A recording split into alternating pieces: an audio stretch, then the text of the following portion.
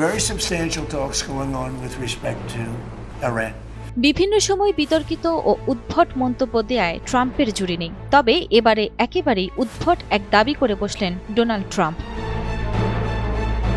মার্কিন president Donald Trump দাবি করেছেন ইরান তাকে দেশটির পরবর্তী সর্বোচ্চ নেতা হওয়ার প্রস্তাব দিয়েছিল, যা তিনি তাৎক্ষণিকভাবে প্রত্যাখ্যান করেন। I told you about it last night. সম্প্রতি ওয়াশিংটনের রিপাবলিকান পার্টির একটি তহবিল সংগ্রহ অনুষ্ঠানে এ কথা বলেন ট্রাম্প। বক্তব্যে ট্রাম্প মজা করে বলেন, যুক্তরাষ্ট্র ইসরায়েলের নেতৃত্ব বিরোধী অভিযানের কারণে ইরানের সুপ্রিম লিডারের পদ এখন আর আকর্ষণীয় নয়। তিনি বলেন, ইরানের নেতৃত্বের পদ এখন এমন পর্যায়ে পৌঁছেছে যা কেউ নিতে চায় না।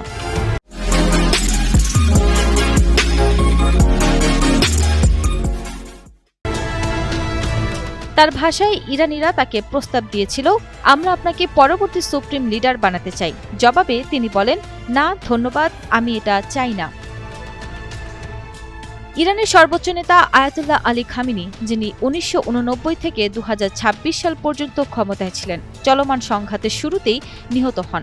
এরপর তার ছেলে মোস্তফা খামেনিকে নতুন নেতা হিসেবে ঘোষণা করা হয়। তবে দায়িত্ব নেওয়ার পর থেকে তিনি জনসমক্ষে খুব কমই দেখা দিয়েছেন, যা তার নিরাপত্তা ও অবস্থান নিয়ে জল্পনা তৈরি করেছে। ট্রাম্প দাবি করেছেন, ইরান গোপনে যুক্তরাষ্ট্রের সঙ্গে আলোচনায় আগ্রহী এবং একটি চুক্তি করতে চায়। তার মতে, ইরানিরা প্রকাশ্যে তা স্বীকার করতে ভয় পাচ্ছে।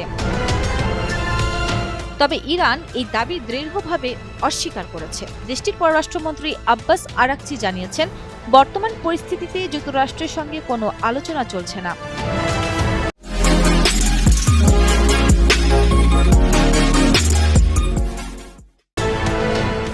বিশ্লেষকদের মতে, এ ধরনের পরস্পর বিরোধী বক্তব্য কূটনৈতিক প্রচেষ্টাকে আরও জটিল করে তুলছে। ট্রাম্প তার বক্তব্যে ইরানের পারমাণবিক কর্মসূচিকে বড় হুমকি হিসেবে উল্লেখ করেন। তিনি বলেন, যুক্তরাষ্ট্র এমন পদক্ষেপ নিয়েছে যা আগের প্রেসিডেন্টরা নিতে পারেননি। একই সঙ্গে তিনি ইরানকে পারমাণবিক কর্মসূচি পরিত্যাগ করে নতুন পথে এগিয়ে যাওয়ার আহ্বান জানান। তিনি সতর্ক করে বলেন, ইরান যদি তা না করে তাহলে যুক্তরাষ্ট্র কঠোর অবস্থান অব্যাহত রাখবে। বিশ্লেষকদের মতে, ট্রাম্পের এই মন্তব্য আন্তর্জাতিক অঙ্গনে ব্যাপক প্রতিক্রিয়া সৃষ্টি করতে পারে। একই সঙ্গে যুক্তরাষ্ট্র ও ইরানের মধ্যে চলমান সামরিক উত্তেজনা ও কূটনৈতিক অনিশ্চয়তা বৈশ্বিক বাজার ও আঞ্চলিক স্থিতিশীলতার উপর প্রভাব ফেলছে। পর্যবেক্ষকদের মতে, আগামী কয়েক সপ্তাহই নির্ধারণ করবে পরিস্থিতি আরও উত্তেজনার দিকে যাবে নাকি কূটনৈতিক সমাধানের পথে এগোবে।